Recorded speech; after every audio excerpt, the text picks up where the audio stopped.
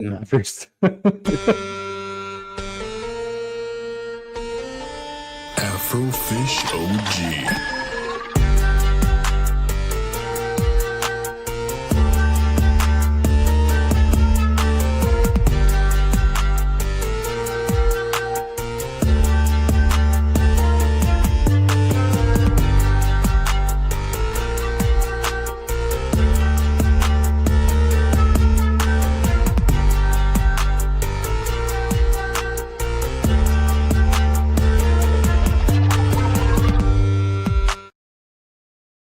What is going on, everyone? Welcome to episode 12 of the second season of Afro in the Know. I'm trying this new thing here where I hold this mic up like I'm somewhat important because I don't know. Maybe it'll work, maybe it won't. Let me know how it goes. But I feel like a sports announcer actually. I do. I feel like some sort of sports announcer. I'm walking around being like, that's the way that I hold this is very similar to someone like Patrick Mahomes. Like in, Oh my god! Oh, and don't get me started on Patrick Mahomes. Yeah, I'm trying not to, but we might dive into sports and stuff like that as well. But over here, we have Forever DM Moreau. I don't know why this just sounded super like spicy. I'm so sorry. Are you chilling, man? Are you chilling? How's it going, man? It's going good, man. It's going good. Chilling. Got some rain, so Yo, also forgot about that. For everyone else, stay safe out there. That ice storm hitting so many different people across the U.S. right now. Be safe. Do what you need to do. Don't eat yellow snow, and hopefully you're gonna have a great fucking weekend. But moving on from that, I want to start off with because you told me you were a DM, right? Obviously, yeah. Dungeon Master. For all those who don't know, that's a D&D term. For those who do not know. But I'm not the Dungeon Master, so I'm gonna let you. You got the floor. Tell them all a bit of what you're about and what it all means. Yeah, man. So I actually started DMing whenever I was 14, and now I'm almost 30. So I've been DMing for 16 years. I create worlds, I create storylines, and I allow people to express themselves in ways that they can't normally express themselves in society. And they get to be a totally different person, a totally different race, a totally different sex, species, whatever floats their boat. If they want to be a wizard, if they want to be a barbarian, however they want to craft their character, I want them to enjoy my story as well as crafting their own story entangled into one. So that they can feel uplifted, important, and a part of the creative narrative. Okay. No, and that's awesome. As like a DM, that's not first off, that's not easy to create your own world. No. It takes years and years of practice. I look back on my older campaigns and I'm just like, I don't know what I was doing. The economy's all wrong.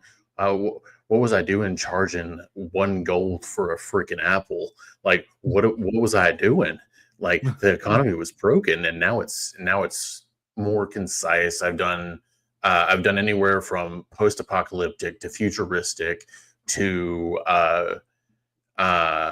like pre-technological times. I'm actually currently doing a campaign. It's called The 5 Heads of Tiamat Calamity. It is actually based off of the Calamity mini series that Brennan Lee Mulligan did. He inspired me so much that I went off onto that tangent and am in the world of Exandria. And basically, my whole basis is there are 5 Abishai, which are the right hand of Tiamat. They are in all 5 head colors. So we have white, we have blue, we have red, we have green, and we have black. And so we have all those colors. And if you think of it like the Mighty Morphin Power Rangers, but just absolutely evil, is what they are. Oh, Oh, I like that. And so basically the there's the gods, right? And then there are the betrayer gods. The betrayer gods are the ones that have been released and now are trying to bring about calamity upon the world. And at the end, by the end of the campaign, uh, 2/3 of the world is gone, just dead. Oh wow. So my players have gone into this as a very real scenario of their character might just straight up die, and that has to become a very real scenario to them. And I think that gives a lot more emotion and feeling towards their characters because they want to save them and they want to do everything they can to progress their character to a point where they could face off against a god themselves. Hmm. I love that. I like that a lot. I'm a sucker for any time that you get to square up against gods. Absolutely. And so how long did that take? Like because you said you were inspired. You were inspired by but still to create it as your own. How long did that take for you? So the campaign itself took me about, I would say, about a year to plan. And then whenever I am DMing, I have bullet points in which I have generic topics in which I'm going to lead the party into, but everything else is up on the fly. Everything else. I come up with everything else, just pull things out of my butt. I really do. You know what? That's fair. That's like that. Honestly, that's majority of I think that's majority of storytelling, to be honest. Mm-hmm. Majority of storytelling, I always joke about it. It first starts with just that's awesome. And then, it's always the how did I get here? Like and with being a DM, what is some of the most, I want to say, thrilling parts of being a DM, but at the same time, what are some of the most difficult? I would say probably some of the most difficult is player basis, right? Because you can sometimes get people that think they are high and mighty above the DM and above the world themselves, and they come in incredibly arrogant. And so I have to humble them. I have to put them in their place, or else they just drop out because they're like, "Oh, I can't play the character I want to play because you're not allowing me to just basically crap all over your campaign with my absurdly broken homebrew character that I created in my mama's basement." Right? And it's super annoying. It's one of the most difficult things is player management. I love the players that I am with currently. They are really good friends and really good, it's a good cohesion, right? Mhm. They really bounce off of each other. But I've had other groups where I've had that quiet kid in the corner that looks like he's just gonna stab me. And there's like the very a spunky, happy-go-lucky, and then there's like the one that ties it all together. But like getting them all to interact is like trying to get 3 sections of a high school to interact. It just doesn't always work. Right. But I want to be a murder hobo with hack stats and no consequences. Oh no. Oh Lord. Yeah, and I'd say actually I want to lead into what is some of the most ridiculous homebrew stuff that people have tried to pass through with you? Um, Quite a bit. Races, very specific races, that give you absurdly broken stats. One of my favorite races in the entire lore it's called a Kuatoa. But I've I don't had know that someone come in and say, so Kuatoa is a fish person. They okay. are fish people. Like legit, like think of mermaids, only the top half is the fish. And it's absolutely absurd. Their entire mentality is if they believe in something enough, it will become a god. If they worship something hard enough, it becomes a legitimate god. Huh. I had this character, or I had this player come in as a Kuatoa and say, "Oh, they believe in me, the player, as a god, and now I run your whole thing." And I'm like, "Nah, bro, that ain't That happening." sounds like He's like, "No, the it's my dumbest. character. It's my character. I can do whatever I want." No, you can't, buddy. I'm sorry. I'm sorry to burst your bubble, but no, absolutely not. There's also weapons that I've had to just straight up ban. That like I think of like Yami's sword, right, from Black Clover. Okay. Black Dimension Oh yeah, Slash. yeah. They tried to pass that in there as if they were trying to kill the DM themselves. I'm just like, I've run into some really weird folks. I really. I was gonna say like that. That seems to be the thing with DM, like with not just DMs, but like from like at least my like brief dive into D&D is that you'll get some of these players that come in and it seems like they're kind of riding high off their own ass. So when they're like, well, it's sure. I have the sword of 1,000 moons or whatever, and what isn't that just Getsuga Tensho? Like you're Right, like, right. You're just like, hey, I have the sword of Azaroth. It's a saw blade. No, man, that's Kenpachi's sword, man, and you can't steal that. Okay, stop. that's gonna be. I Demon think Slayer already did it, and I'm not happy about that either. So, oh, it's fair. Oh shit! I never even thought about yeah, the sword. yeah, Yeah. it's Kenpachi's sword, bro. And I think that's got to be the part that's a little frustrating because it's like you work so hard to create these worlds, and then you get someone who comes in with like the creativity of a fucking like piece of gum, and like you just are like, dude, what the fuck? And not even any kind of gum, like zebra gum. Like that's how much thought Oh, the one process. that dissolves in like 3 seconds whenever you put it in your mouth. Yeah. Yeah, you're like, oh, so what's your character? Strong. Hey, man! If they want to play, I've had people that like they're like, oh, I want to play a barbarian that's really dumb, right? Because most barbarians are not the most intelligent of people.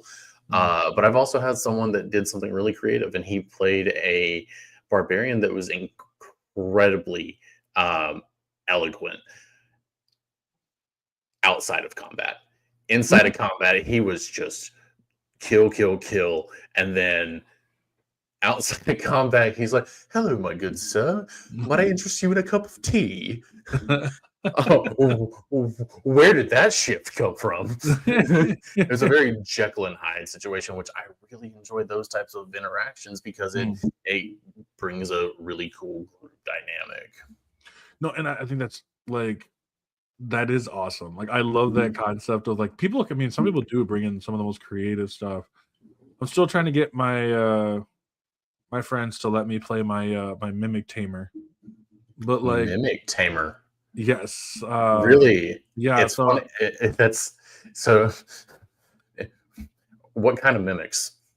usually are like so the whole concept of it was my character has an ability because we have to treat mimics almost like I guess like animals in Yeah. a way, but they have a chance to tame a mimic by rolling like whatever it is. I didn't really, I don't remember. Which we were trying to get into it, but like nobody would actually dive far enough. Their attention spans aren't the greatest.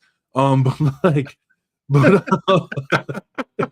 but we would So basically, to keep it simple, it would you would like be able to like roll when you see a mimic. I have a chance to tame it first before it initiates into combat.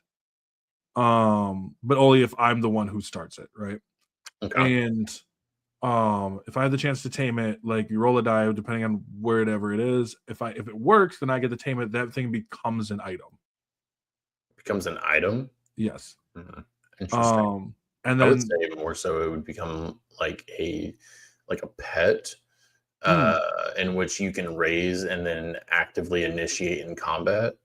yeah, Because so it mimics have was. some broken ass abilities. Oh yeah, and that's what I was thinking. Like, because I was thinking the higher it goes, right? Because I know there's different levels. There's like levels to mimics, right? Mhm. Like some mimics are way stronger than others, and like the higher you get in there, the more difficult to roll. The more difficult if you get it though, it will become an item that will actually be like super worth blah blah blah, you know. So like it just sounded really fucking cool. Oh yeah, for sure. Mimics are some of my favorite traps that I like to set in the game. Um, I'm also a player of recent, which is great, but one of my characters in my friend's campaign touched a mirror, and I got trapped inside of a mirror mimic, and it copied my body and my abilities, and I had to play as a mimic, and it was so freaking dope. Oh, that'd be fun as hell. I had to try and deceive them and make them touch other mirrored objects so that the mimics could copy them as well. That's cool. I love that. Like, I think that shit is just awesome. Like, Mhm. there's so many like cool ways, and that's why I personally love mimics. I know, like, I just think the concept of them. I'm always, it's like like Dark Souls 3 was. Oh shit, my thing fell off again. I don't know what's going on with my power over here. That's kind of weird. Maybe it's all three of them. I don't know. Well, looks like we're getting just regular these two lights. This third one, maybe it's going out and it's causing a short circuit. Nope. It said fuck you to me too. So I don't know what's going on with that. Oh, it could be. No, it's not that. I'll have to go figure it out later. Let me go turn the light on. Oh.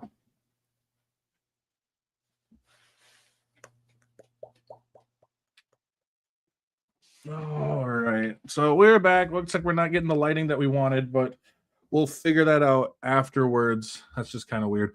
But I think that like when it comes to like the monsters themselves, I said Dark Souls 3 was the one where when I went and played it, people didn't really tell me that there was, because Elden Ring doesn't have mimics, right? Elden Ring doesn't have mimics. They have little traps or whatever, but they're not mimics themselves.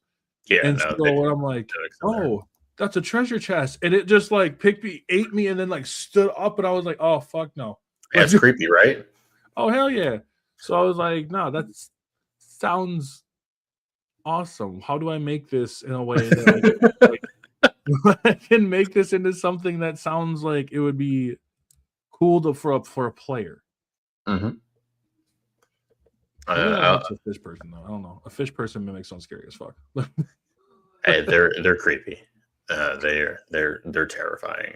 If you ever look one up, like they're just terrifying. No. Um, Mm-mm. Mm-mm. no, I don't. I don't think I will. yeah, I don't think you want to. No one should. No one ever. I would never want you personally to be a part of that.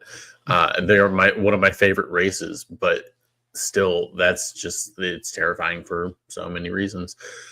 I will say a lot of my influence though for DMing actually came from Souls games. It started with Demon Souls and then progressively got more and more into like funnily enough, one of the bosses, the first boss they're gonna fight, the Red Abishai, he has two phases, like an Elden Ring fight, which is really fun.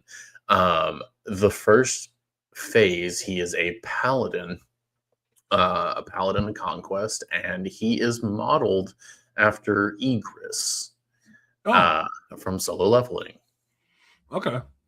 I'm And not really surprised. Like Solo Leveling's influence has been pretty fucking huge. I love the manhwa. The manhwa is so amazing.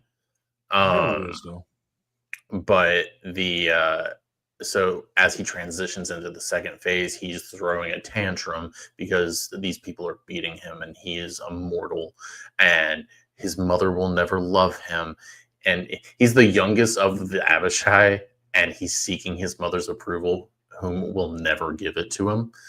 And Mm. it's kind of sad, but it hits home for a select audience, and I like the direction in which it's going.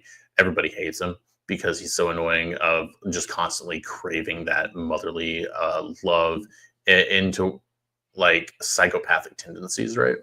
Mm. And so as he's doing this, every smash on the ground, his muscles begin to grow and enlarge and rip his armor asunder. and then he becomes a Horaloo type barbarian character with a custom move that I made called Flash Step.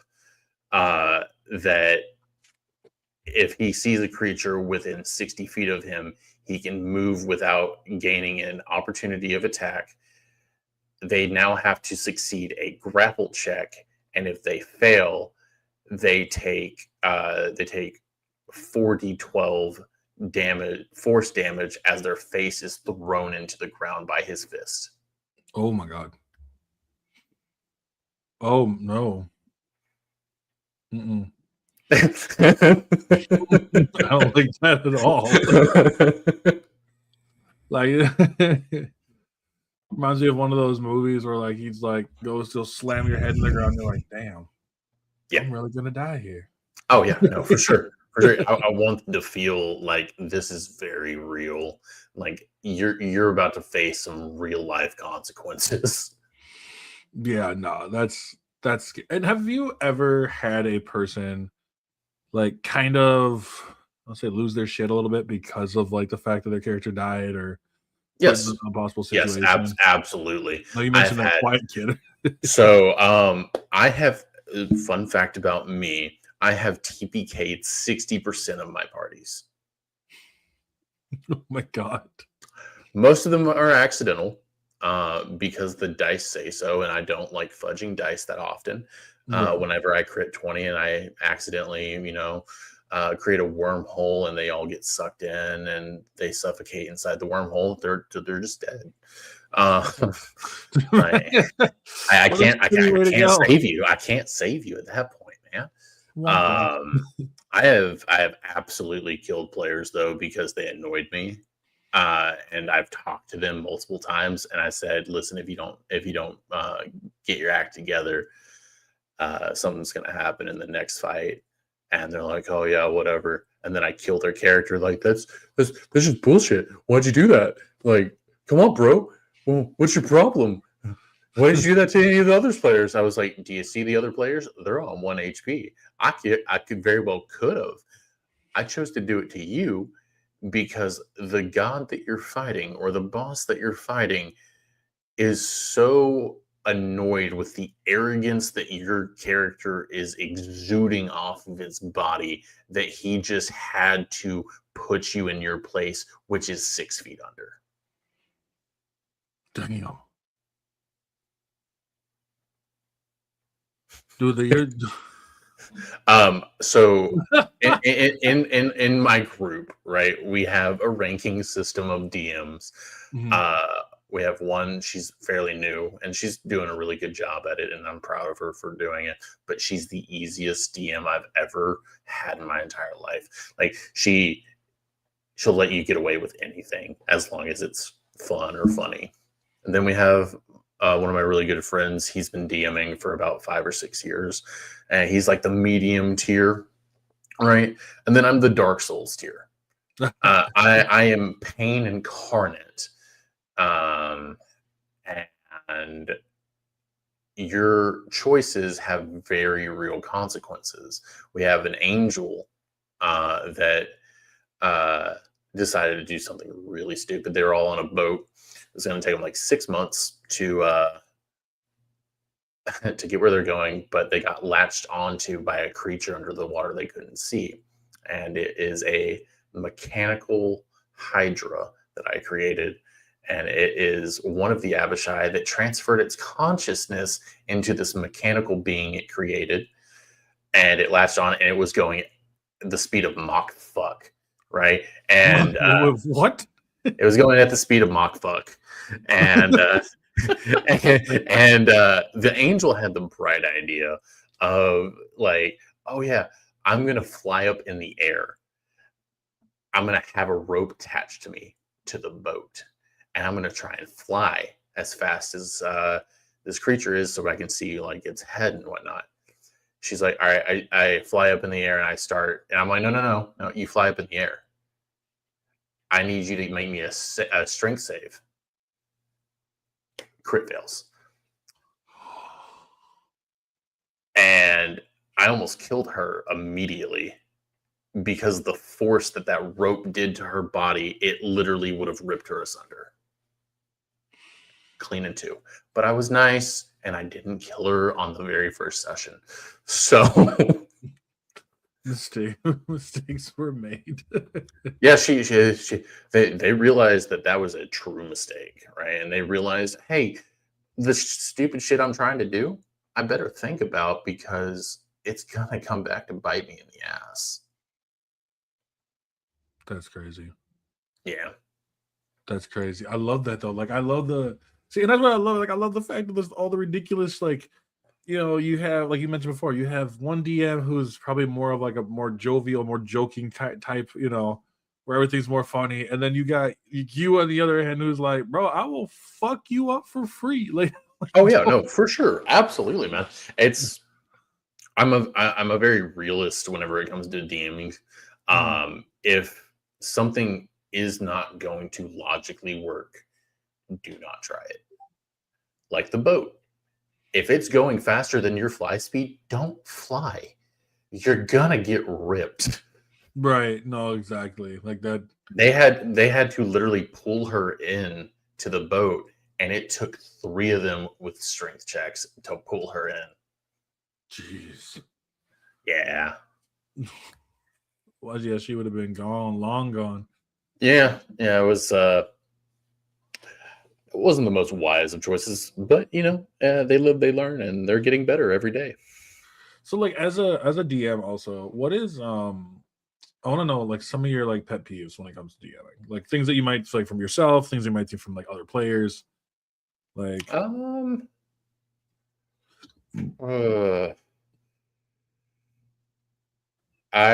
For me personally, I know I go off on like weird little tangents in a lot of my sessions as a DM because I also want to be involved amongst the party, and that's a pet peeve of mine. I need to back the fuck off of that because I want them to be immersed and not be like fourth walled, right. By me.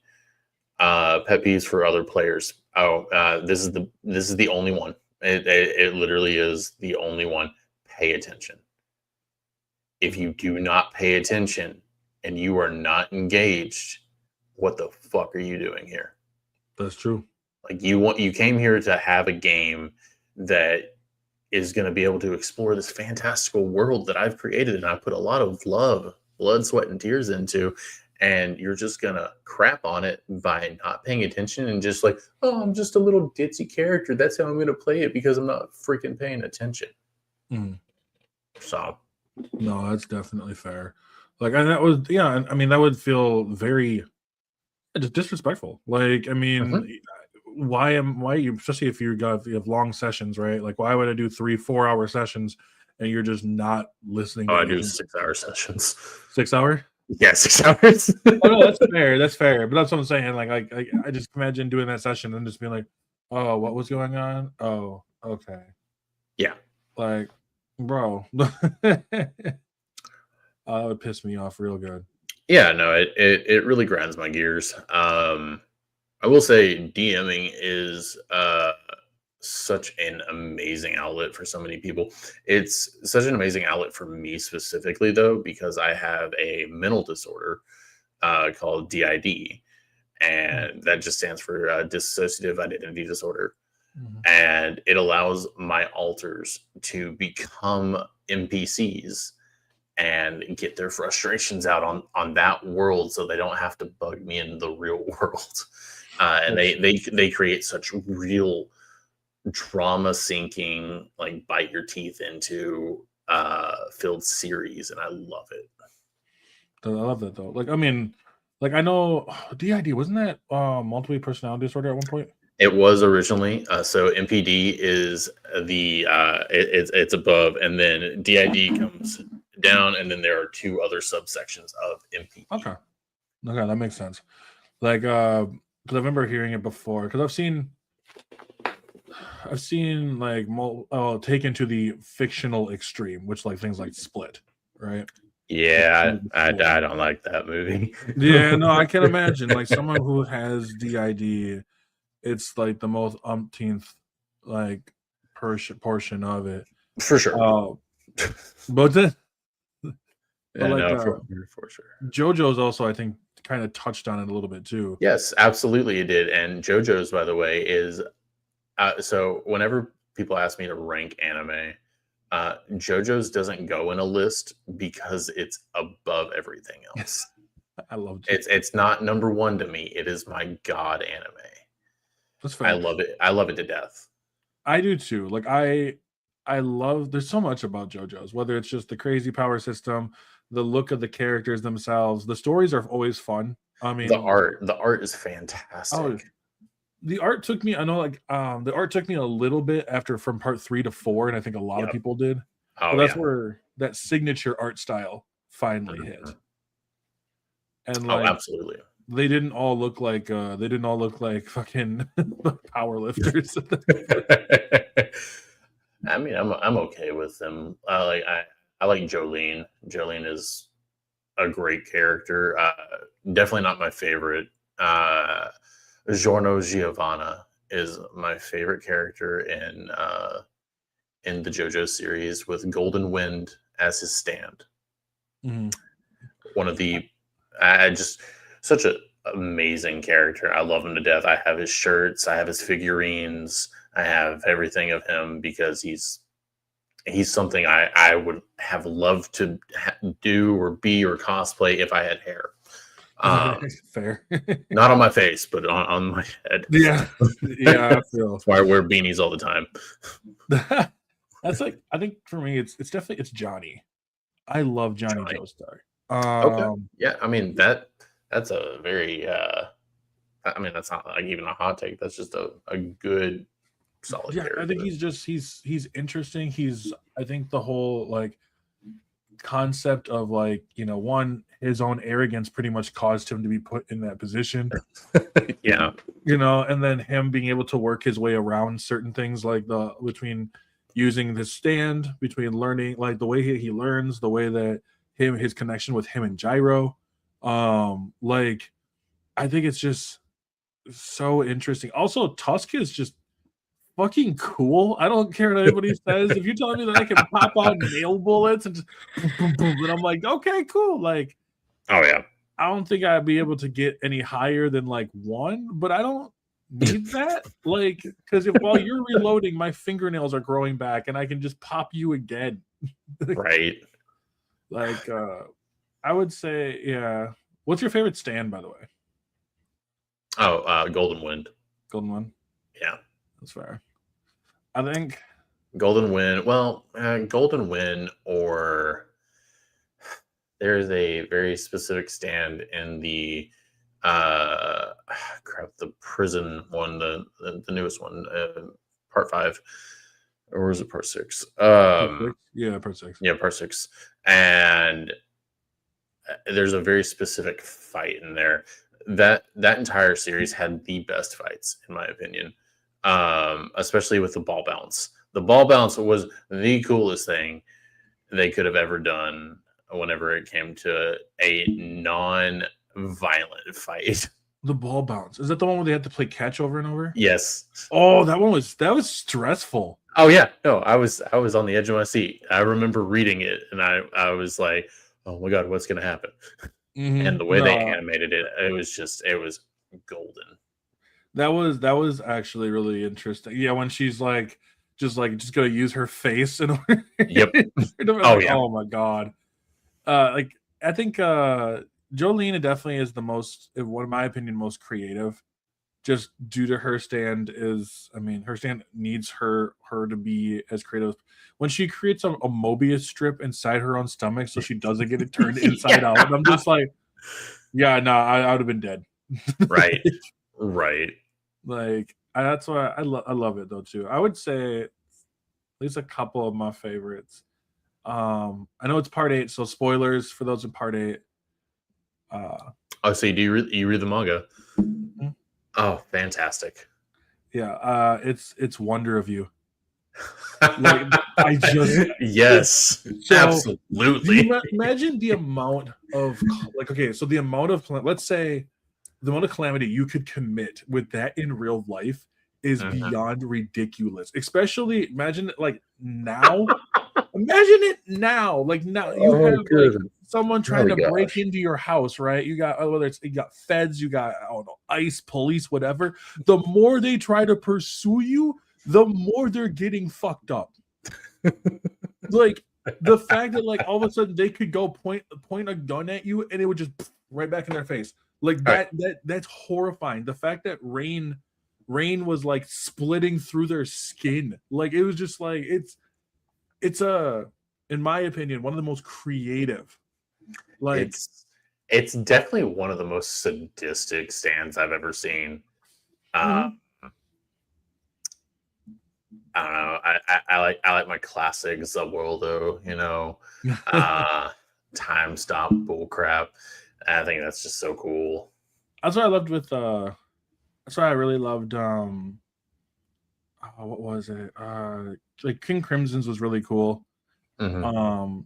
Where you want like the skipping time. Although I would say one of them that doesn't get talked about enough is how ridiculous Risotto's was with his being able to use like your own iron in your body to just Oh create yeah, like iron is like was it Doppio? Yeah. Doppio was like fighting him and he was like making like the scissors come out of his throat. And I'm just like, oh my gosh. yeah. Some of the stands they come up with, man, is just so freaking creative. Mhm. Um, I love Joseph Joestar though. Joseph Joestar. Joseph is great. Joseph Joestar, old man Joseph Joestar, is so unhinged, and I love him for it. Oh my god. Like the whole time. I love Joseph Joestar cracks me up every fucking time. Like what I love it, he just never really lost that sense of humor. Absolutely not, and I'm so Like happy.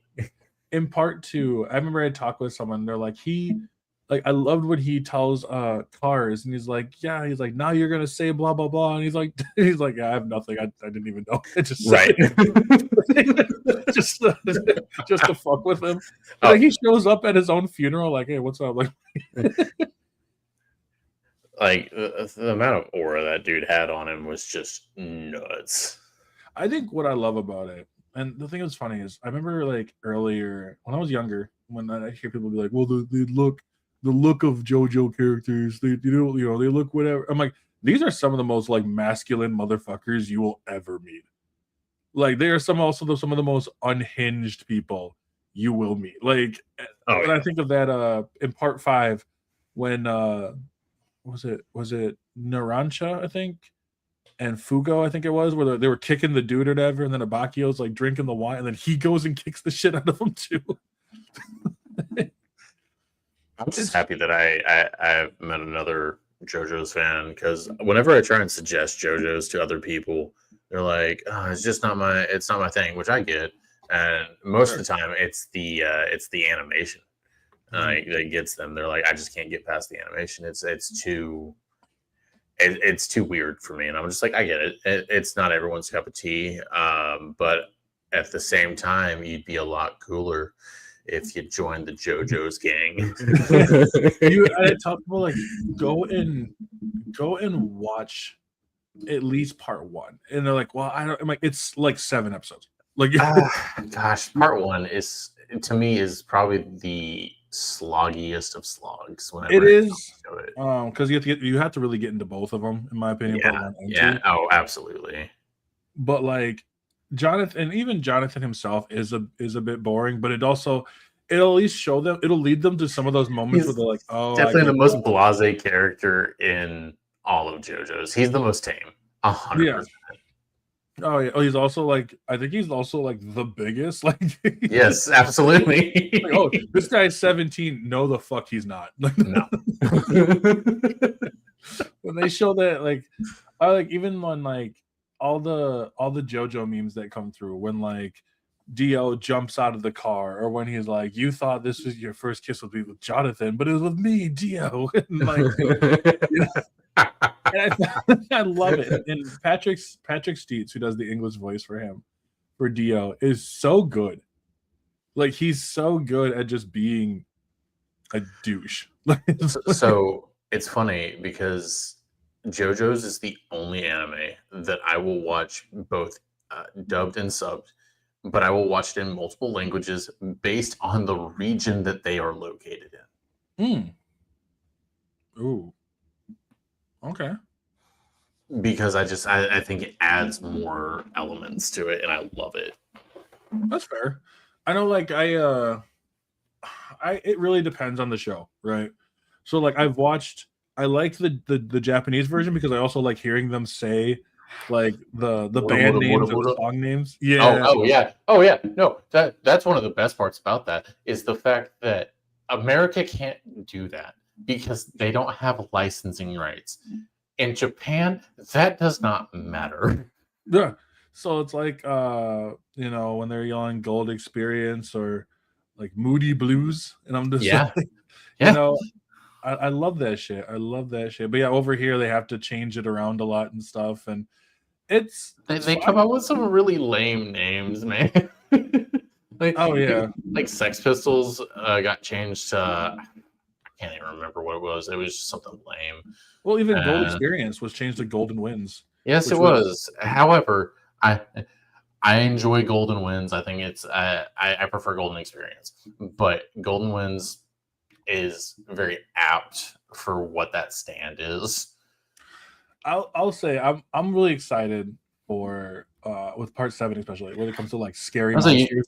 you know that it's coming out, right? Yeah. Yeah, you're excited about that, Oh fuck yeah. dude. The horses, though. What do you think they're gonna do about that? Like the freaking intro into that is so many freaking horses, bro. They're gonna be able to pull it off though. I think they are. Like that they're like, hey, we got one person doing Because the Mappa's animation doing it, of right? the horses. I think it's gonna be nutty. Like I'm really excited. There's a lot of really interesting, like whether it's interesting like arcs, really interesting. What are they gonna do when Jesus Christ shows up? Like I tell they're people, gonna I'm like, they're I was just like, gonna put a black screen over the yeah. entirety I for was like, America. Jesus is a JoJo's reference, y'all. I don't know what you're talking about. Dude, And everything's a JoJo's reference. I think that was my favorite. Was I was trying to explain it to someone part 7, and I was like, yeah, it's like it's some point this, and they're like, and then just Jesus Christ shows up, and they're like, what? Yeah, Jesus Christ shows up. God, There's it's been a minute since I've read 7, and I still have very fond memories of it. Part 8 was definitely a good read. So part 8 is a good read. It's got some really cool, just in general. I love some of the characters in there. I love some of the stand, like the way the stands work. What I love the most. I like the intro Oh, of the that manga. fan intro they made. Oh my god, yes, Oh so yeah, good, so they're good. both of them. Part 7 and 8 are both. Even part 9's they did was actually pretty good Mhm. too. And I'm excited for like I gotta get caught back up on part 9. I fell off maybe like 13, 14 episodes, like chapters in, and that was just Oh, yeah, because I started like that's watching and terrible. like reading other stuff. Yeah, that's fair. Like, so I'm gonna get back. I'm just gonna binge it. But it's just such a it was fun. I love the fact of like I believe it was Araki said that he wanted to like separate from just like the whole punching ghost kind of thing Mhm. and go into something more like that's why you see more obscure stand fights or like some Oh of the yeah, stands that they have are so different. Like I love that November Rain or like from like, part 9. yeah. I mean, they definitely have to get more creative with it's. I think of it kind of like Pokemon. You just got to get more creative with it. The more you go, because you're gonna get less whitewashed stands out there now. Mhm. And now you got to go into those absolutely absurd, even pacifistic stands, right? Right. And I love those types of stands because it brings a lot of depth to the story itself rather I than just agree. a simple fight. And that's why I loved how that's what I mentioned part 7. Part Yeah. 7's Johnny's stand is literally like it's pistols, like it's bullet, nail bullets. And I Yes. think that's really much more interesting because it's like, okay, I mean, until obviously we know these are all spoilers, everyone. So spoilers for like a manga that's been around for like fucking decades. So For like years. yeah, I don't fucking care. But I guess for like anime only people, whatever.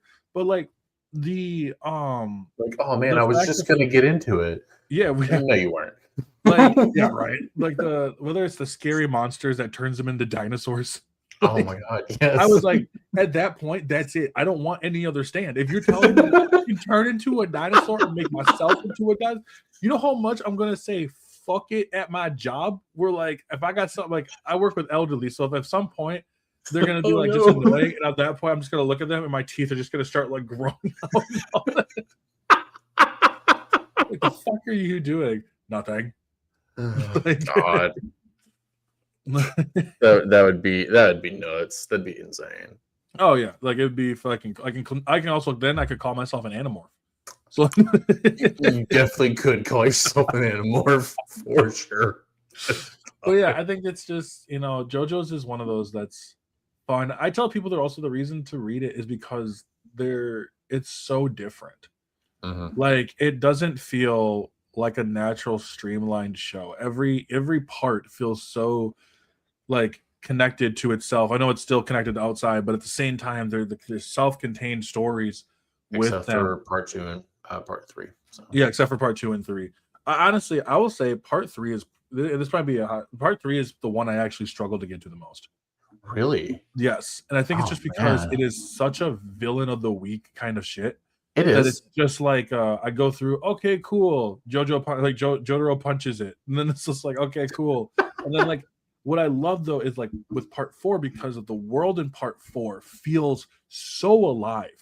Oh yeah, like and that's the thing. Like by keeping it in one world, I think that's so smart, especially with like how Killer Queen is and all and David Bowie. So yeah, but I think that's what gets me with like part 3 is I would say the most famous part. Part 3 is absolutely the most famous. It's what most people see references to all the time, and that's where a lot of memes came from. That's where a lot of like inside jokes came from for a lot of people that were like longtime fans. And I mean, who can really hate on Joestar as an old man? Like he's so great. And he's the only reason I stayed for that show originally. And then I got into part 4 and I was like, okay, yeah, I'm gonna stick around for the rest of this. And then I started reading the manga actually after that. So part 4 was after the beginning of my manga reading for JoJo's. Nice. Yeah, no, and I love it. Like I just have such a good time with JoJo's. I tell people like if you get a chance to read it, go read it. Like if you want to, it's up for the first like what is it up to part 6. We got part 7 coming in. Like honestly, I think between part 7 shows up this year and so does Bleach. Like the ending of Bleach I believe comes in too. Yeah, and so does Fire Force. It's already coming out, and Fire Force, the final season is now. It is here, and it's making an impact that I love. Fire Force is probably one of my favorite newer series that I've read, just because it ties into an older manga and an older anime. Yep. But one thing I hope happens with the ending of Fire Force is I hope we get a reboot of Soul Eater so we can get a finished product rather than a non-finished product. Wait, it wasn't finished? No. Soul Eater was? Really? Yes. What? Wait, what? After they beat, so like it continues after they beat Asura? Yes, it does. Yeah. What the fuck? I've heard. Oh man. Yeah. No, it does. Actually, I really like it's like a couple. It's like 2 or 3 more chapters, but they didn't want to add it in, and I just don't understand. It was rushed. It was a rushed anime at the end. It was also a rushed ending for the manga itself, and I want them to revisit that because what I'm loving that they're doing with 1,000-Year Blood War arc is they are expanding on the already rushed ending and creating something so beautiful, right? Right. And I want them to do that with Soul Eater. because Fire Force ended on such an amazing note. I mean, if anyone doesn't already know about Fire Force, if you look at him, if you just look at the main character and you look at Soul Eater, there's a correlation there, because Death even says, "Oh yeah, my son is made after my god, the one who created me." So Death the Kid is us. Yes, Damn, he that created makes him. sense actually. Mhm. Because like I think that like with because I hope they do get that treatment then, because that happens a lot where like an anime. That's why there was actually believe it or not, it was actually Yu-Gi-Oh. Yu-Gi-Oh is one part 6, the Vrains part, is where the ending got just the ending was supposed to be dark. And for those who don't know, part 6 was basically they go into like a cyber world and stuff like that, and that's how they I've never seen Friends. Vrains. I've wanted to try and get into it, but I've The first 2 never. seasons of Vrains are actually pretty damn good. It's Okay. just that the third, they were losing their spot, so they had to wrap it all up quick. But the Mhm. ending originally, I believe, was supposed to be the world ends. Like they actually like Oh, really? yes, like the basically Yusaku, the main character, fails. Oh no. And so I was like, yeah, I remember reading that, and I could be wrong, but like I swear that like that's what I remember. That was one of the potential endings.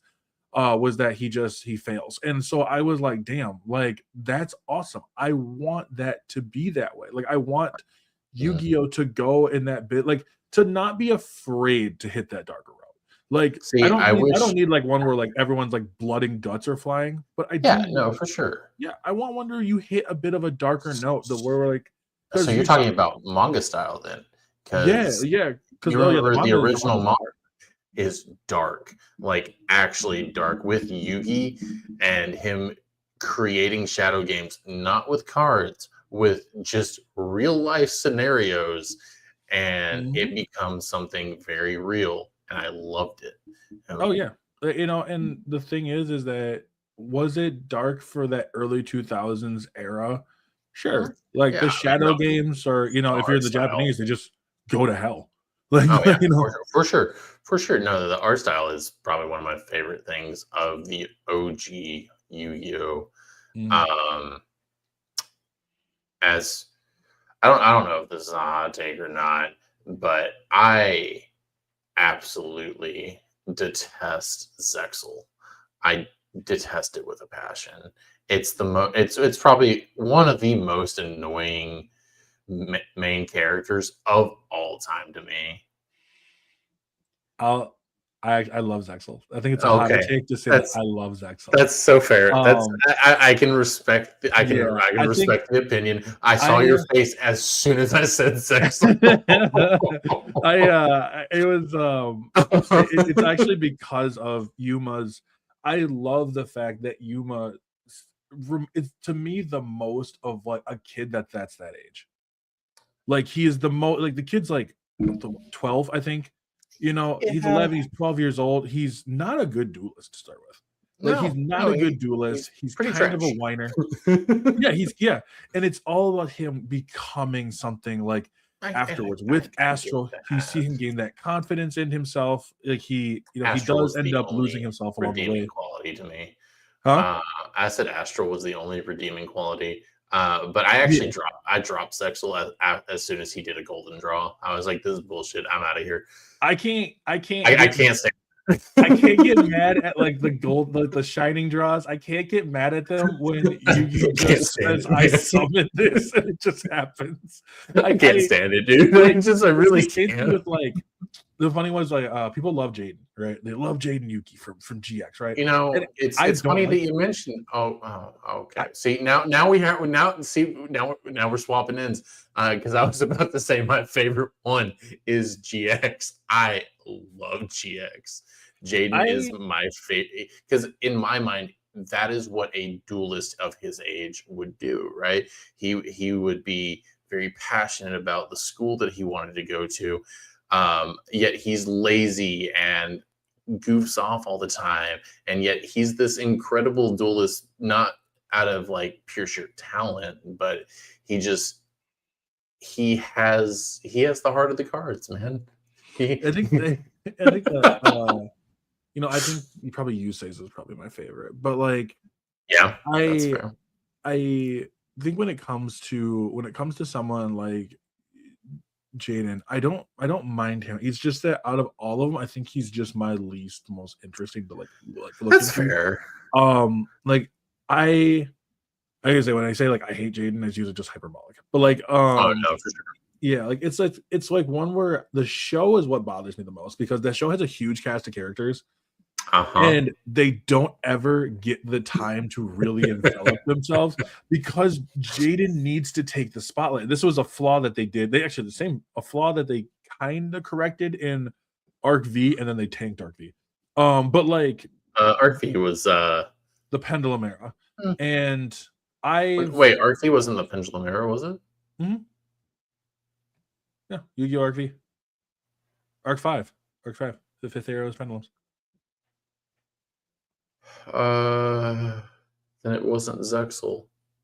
Yeah, No, no, I was not thinking about number cards. Sorry. Number cards are dope. I'm thinking about pendulums. I don't like pendulum. I don't like the intro. I don't like that he's a showman. Like, mm, stop with this that's crap. why I like. Okay, so I really liked. I like the Japanese version a bit more than like the English version of this one I have because they they never. they they go a little more serious on Okay. that. He's still the entertainment duelist, but I don't mind like his setup to me started off fine. Like being a person who likes to entertain people, Yeah, you but see the it's the stadium, same shtick the every crowd, yeah. time, though. Well, and that's where I'm getting at too. It's like we see the same thing, the crowds, whatever. I don't mind that him doing it because of the fact that his father was, but his father's gone. Like that. Like Yeah, I no, like for that sure. start of that. Also, interesting enough, there's a really interesting Easter egg. I was watching Yu-Gi-Oh! Everything on YouTube, and he mentioned something that they hint at at Yuya being the main antagonist in the beginning of the show in episode 2. Really. Yep. So he said that whenever they host a duel, he's like, watch the duels when they host one. The enemy, the antagonist is always on the left, and the enemy, the antagonist on the left, protagonist on the right. In episode 2, Yuya's on the left, and Yuzu is on the right. Mm. And I've never thought about that, but then I started looking through, like going through the other ones, and I'm like, holy fuck! Like, I don't know if that was on purpose or not, but that's a fucking Easter egg right there. For sure. But I would say that with Yuya, his setup starts. The problem that I have is the constant like I don't mind them showing the entertainment, but there's a moment where things are getting serious. Mhm. And he needs to be serious. He needs to be able to shut off that jokingness. There's a part in the Heartland arc where they go to the Zexel dimension and the dimension's all destroyed. Like it's just absolutely decimated. Oh yeah. And he's still doing entertainment duels and I'm like, yo, dude, I'm not gonna lie, like this should have been something that shouldn't have worked. Well, so maybe think. I actually saw where it was going with that. He was trying to bring life and joy to this really post-apocalyptic heartland, and I kind of got that right. Mm. The one thing I don't like is whenever they go into my fusion dimension and they make the Academy out to be the bad guys. I hate it. I really do. I wish there was a bit more back and forth with the Academy. Yeah. I like there was some of the even just some of the duels themselves with the Academy were like more set for hype moments and didn't bother me. What got me the most pissed is how they dealt with the girls. Oh yeah. Yu-Gi-Oh can't write women and any female characters to save their fucking lives. I don't know. And That's not that might entirely be a true. hot take. My. Okay, the problem that I have with Mai's Mm. setup, at least in the Japanese version, her setup starts off. She's in debt with loan sharks. Yeah. In the English version, we don't get any of that. Oh, So I she's know. just another contestant. And Yeah, but she's a sexy contestant. All right. well, yeah, that's I feel like that's why they threw her in. And Absolutely. then I'm okay later with on, that. she doesn't. Her biggest redeeming moment is honestly giving those star chips back to you, to the star chips to Yugi. But besides that, she doesn't really do a whole lot. And then they want to make her. It feels like they want to kind of make her a side, but they want to make her more of like an interest for Joey. And I was like, one, no. Two, like it doesn't feel like it worked for me. And then, what would you say about Alexa then? What what does she actually do in the show besides expout exposition? She brings she brings a light in the dark of blue. Like that's what she does. She brings out the better qualities of what blue players should be, opposed to what the elitist snobs are, essentially at that moment. And there's not a lot of, you don't see blue players. You see Chaz, that is this egotistical little like prick, for the lack of better terms, and then you see Alexis, that is this sweet, loving, and kind and caring person, not just towards yellows, but also towards red players, right? And she's not the uppity elitist type. She actually brought dimension to that academy. I think the problem that I have with Alexis the most is the same thing I said before. It's still that she doesn't really do much of anything. She doesn't get anything to really do that pushes the story along. She can give stuff that, sure, like it can be like, I mean, she does come off as a bit of a snob, but she's always right next to Zane, right? She's always right next to Zane, Or and Jason. she does, or Jaden. But she really doesn't get a whole lot to do, and this is what I mentioned before with too big of a cast of characters. You have so many characters that need their time and they don't get them. Zane is probably one of my favorite characters because he got enough time. Yeah, I like Zane's. However, the most memeable moment is in Zane's arc. 100% it is, whenever he's doing the freaking underground duels and you have that really buff dude. I gotta go see my mommy. Oh my god, dude, that was no. I would say the only one that I have other before is when they bring out Amber Mammoth, which me and my friend called Crystal Beef Arnold Mammoth. And oh my gosh, we're just like, I'll be back, and I'm like, oh my god, like this is so bad. But I think that's my issue with like the people like Taya, with Alexis, is like they don't get enough of their time in there because they're always overshadowed by someone else. Mai should have had more. In the manga is better. I've heard Taya in the manga is better. So much better in the manga. And that's what, because they have a quota they have to meet though in anime, right? And it just sucks that the female characters don't normally get that screen time. But I feel like Alexis, out of anyone, really did. Even though she didn't get that screen time, she brought more depth to the blue side of the academy. That's just my personal take on it. No, that's fair. I'll and I can respect that. I think Akiza was the one that I was the most interested in, but yet at the same time most upset with. And it's nothing of her fault. I think her story is interesting. Her story's but the thing is that every Yu-Gi-Oh series and most manga or anime I would say in general have the three main ones, right? Yeah. Oh yeah, no. Taiba, Joey. You had Jaden. Well, Jaden had a bunch of them actually. Jaden had. Remember, he had Jesse and Zane. I would say. No, he had Hurley and Zane's younger brother. Oh yeah, Cyrus. Well, Cyrus. I would say those guys got. But those were the originally, right? Whenever the series starts, those are the original three that they're introducing, and yada yada yada. Yeah. There's always those main three. I think Sexel, though, honestly, did a pretty okay job, a better job at Yuma, Kite, and Shark. Yes. And so, but with 5Ds, it was Yusei, Jack, and Crow. But the problem was that someone like Akiza should have been that third spot. Oh yeah, for sure. So being built up. Oh yeah, to take that third spot, and then Crow showed up, and they were just like, "Nah, we're just gonna push her to the side." And I'm just like, "No!" Like, see, why can't they do a anime or a manga, right, where the main character is female rather than male, and expand on that? Like, I think the show would just get so much better. I do. Like, do a spinoff, even make one of their antagonists. Like the rival, make the rival a fucking a female character. Not even that Like as well, yeah, for sure. But like, think about it if they did like a spin-off of Yugi, and instead of the puzzle box, they did the lady that had the weight, right? Had the scale. you know, Yeah, yeah. Like, think about that. If that was the main character, and then it got a progressive line of characters that were just all female, and they were like reincarnations, quote unquote.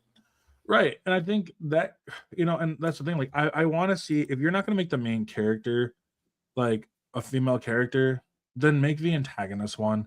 Oh And yeah, like, for sure. it's nothing wrong with having like the main antagonist being maybe like, I don't know, like let's go, they go the school route again, right? Because that's just Yeah, what they kind of like to do.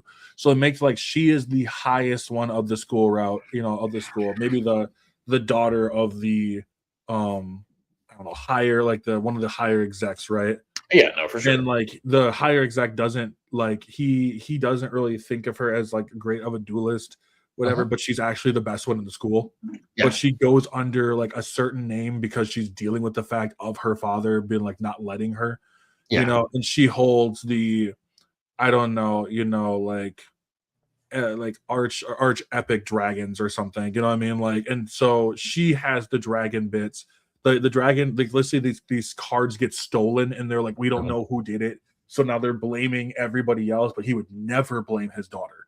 Yeah, So she's under this masquerade kind of name. Like, it would, I'm not saying these would all work. Obviously, these are story beats, but like, I think that would be something. And then by the time she shows that it's her, and her first loss is the one that's in front of her father. oh yeah, And no, the for other sure. the school is the one, the hero, the protag, and like her friends and stuff step in, and they're like, she's been the one that's been winning this entire time. Yeah, And like, it's stuff like that. But I just feel like right now I would like to see Yu-Gi-Oh focus on a female character. It's fine. Like, it's yeah, no, fine. it's It's great. just No, like, and we're in that era, find Arc right? V. Arc V did it the worst in my opinion. I'm kind of ranting off, I know, but like, Arc V No, in go, my no, opinion no, go for it. did it the worst. You took a character who was already supposed to be set up, like, Hmm. was going to be set up as like kind of a rival, and I was kind of stoked about that. She slowly starts to learn. She learns from other people. They go and learn from the other school how to Yeah, use fusion summoning. She gets better at fusion summoning. And then, because you just really don't like her for some reason, you have her fight this sadistic character in a riding duel. She takes a fucking shot to the face and then goes crashing into a fucking building. yeah, And I was just like, I I was like, holy god! I just sat there like, and then there's another one too where and then later on she gets taken. She never gets used ever again. Her other clones get taken, and then they just get pretty much turned into DNA goo. And so like, it's just they don't like having the female characters around. And then in part 6, one of the other characters, Aoi Aizen, who's a really good character, really interesting in my opinion, especially with the girl she's the younger sister of like the head of the soul company. hmm, She is a lot of, she's dealing with a lot of like depression. She's very introverted, but when she's her blue angel self, she is much more open. She's excited. She gets everybody, and I yeah, like that bit. She fights off against another dude. That dude launched her literally above into like as high as a building and dropped her on her face. Like, it's not even, they show it. Like, they show her getting yeah. smoked right in the face. And I'm like, oh, she dead. Like, that was not an if, ands, or like, nah. You watched her head, her full face smacked into the pavement and just boom. And I was like, yeah, no, she gone. Yeah, And so I'm just sitting there like, I don't know, man. Like, I feel like Yu-Gi-Oh needs to do a better job at either fleshing out the characters that you have. Stop building so many characters into one. Like, I yeah. know this is an advertisement show. I'm not dumb, but It can be it for can be sure, really, yeah, it can but be it done does. really I well. mean, there are certain arcs that have depth, which is good.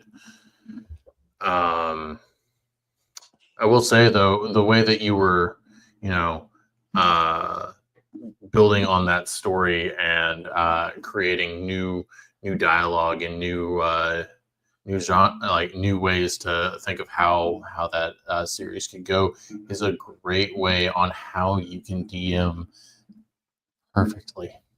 That is how world building works. It's just going through these shows and going through everything like that.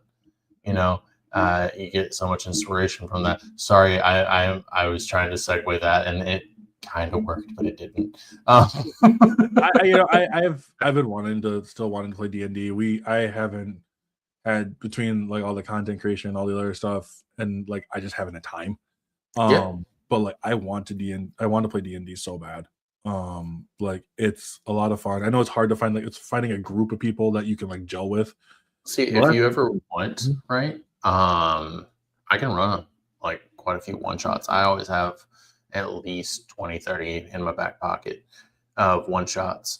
If you ever find like a group and we can just, find a weekend on like a Friday or a Sunday, and we can just run a one shot, and I would be more than happy to be the DM. Okay. Yeah. I'll definitely 110%. I would do that. Yeah, Like it's my passion, man. I love it. I love making people like go outside of their comfort zones and create something that they're just gonna love, and it really breaks them out of their shell. I like that a lot. Yeah, I'll definitely. I'll let you know when I'm like free and shit, and we can start kind of building. For sure.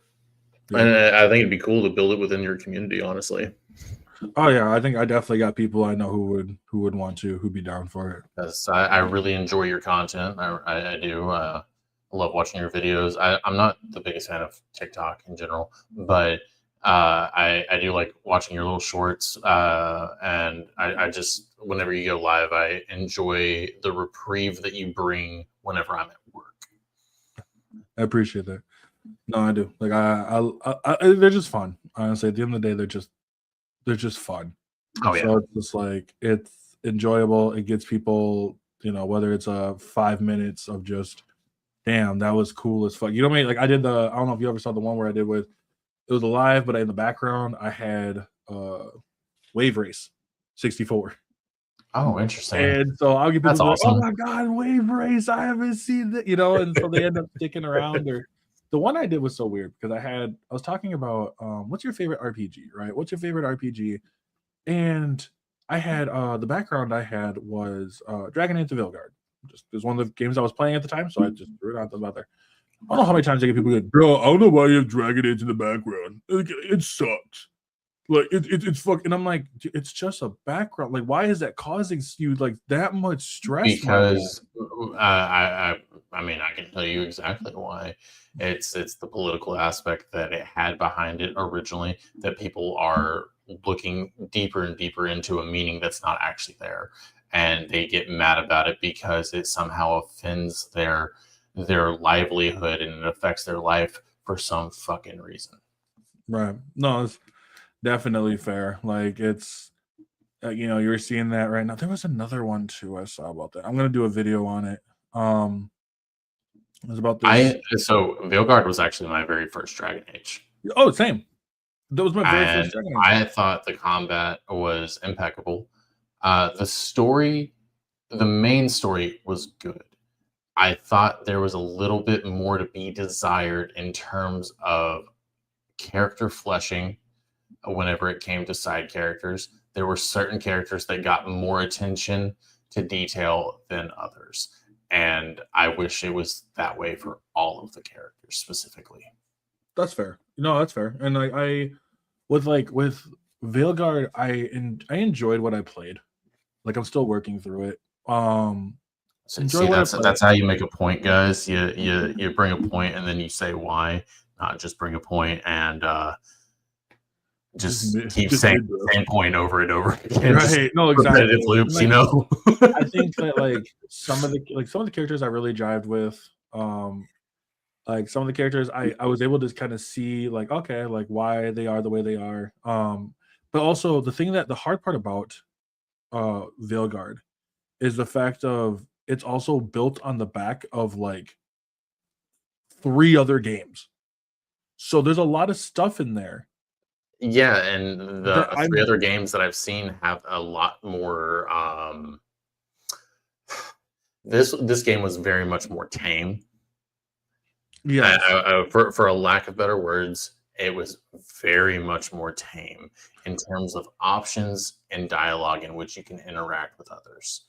Yeah, I would say so. And I think my thing with Veilguard, because I heard originally it was supposed to be a live service, and Really? then I think that's why I saw someone talk about in one of my comments is that originally it was supposed to be like a live service, and then later on they like kind of scrapped that idea, but they already had the blueprints and everything for it, so they're pretty much kind of stuck doing it this way. Yeah. Which does kind Either of way, I still think it's a fantastic game. It's beautifully made. I think the yeah, world is really something special. I wish the dragons were a little bit more special, but because like thematically they should have been better. yeah, And from a DM's point of view, right? Not from like a player basis or from like a game developer. I'm not saying they did a shitty job. It's just from my point of view of what a dragon and a drake are. There should have been more emphasis, more story on it because dragons are based in story. They're right. not just based on, oh, I wandered into this little onto this dragon. No, that's fair. That's fair. And I think overall, I think Dragon Age was a fun time. Like I'm planning on going back and doing Inquisition, and just to kind of see differently. But I think Are you gonna stream Inquisition? I don't know, probably not. I'll Yeah, probably be one that I was gonna say you might not want to do that. I just like there's some of those streams that I just don't care. Like I don't really give a fuck. I'm not gonna go and do a That's stream fair.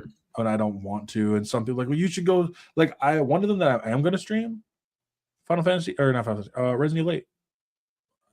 It's on PlayStation Plus right now, and you know what? I will stream Wait, Resident Evil 8. I will is it see. really? Yes, I am not It's on a yeah. It's on PlayStation PlayStation Plus. Plus? Oh, Yeah. crap. Okay. Cool. So I didn't know I'm that. not a huge Resident Evil fan, but I will go and I will check it out. So if I'm also not good at horror, so if you guys want to see a fucking, you guys want to see a horror, yeah, horror Afro try to play horror, it's gonna be fun. But I That'll be appreciate you here, man. Oh, I yeah, really man. do. I appreciate you inviting me on. Oh, absolutely. My last question is where can they find you?